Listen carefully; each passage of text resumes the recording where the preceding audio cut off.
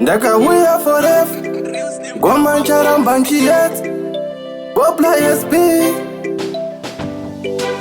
kuenda kuchikoro zvanzi wakasarira kugona kusunga mbanje zvonzi wakangwarira apa isu taitosparira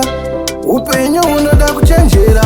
ndaisaudzika ufunge ndaidhura zvimako zvemuraini inini ndaitora kusangana nevakuru ufunge ndaipfura ndakazoona kuti ndevepenzi pandakakura ndaisaudzika ufunge ndaidhura zvimako zvemuraini inini ndaitora kusangana nevakuru ufunge ndaipfura ndakazoona kuti ndevepenzi pandakakura ndoda mwari mundivhenekere shamwari dzakaipa ndinoda kandipfure kusangana nevakuru ndoda nditepere ngiro zedenga ndoda dzinipfumanire ziyaniti moyo wangu wakatokufit sasi kuvana vadiki tichitosit ndamubvisa virginity takutomchit zvamanje manje ndakuregret handichasvit ndaisaudzika ufunge ndaidhura zvimako zvemuraini inini ndaitora kusangana nevakuru ufunge ndaipfura ndakazoona kuti ndevepenzi pandakakura ndaisaudzika ufunge ndaidhura zvimako zvemuraini inini ndaitora kusangana nevakuru ufunge ndaipfura ndakazoona kuti ndevepenzi pandakakura akawanda patakapinda pasingabudike vamwe vachiti musiyei hasiurike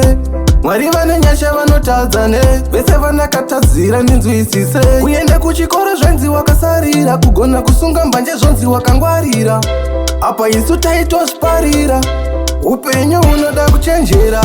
ndaisaudzika ufunge ndaidhura zvimako zvemuraini inini ndaitora kusangana nevakuru ufunge ndaipfura ndakazoona kuti ndevepenzi pandakakura ndaisaudzika ufunge ndaidhura zvimako zvemuraini inini ndaitora kusangana nevakuru ufunge ndaipfura ndakazoona kuti ndevepenzi pandakakura ndaisaudzika ufunge ndaidhura zvimako zvemuraini inini ndaitora kusangana nevakuru ufunge ndaipfura ndakazoona kuti ndevepenzi pandakakura ndaisaudzika ufunge ndaidhura zvimako zvemuraini inini ndaitora kusangana nevakuru ufunge ndaipfura ndakazoona kuti ndevepenzi pandakakura ndaisaudzika ufunge ndaidhura zvimako zvemuraini inini ndaitora kusangana nevakuru ufunge ndaipfura ndakazoona kuti ndevepenzi pandakakura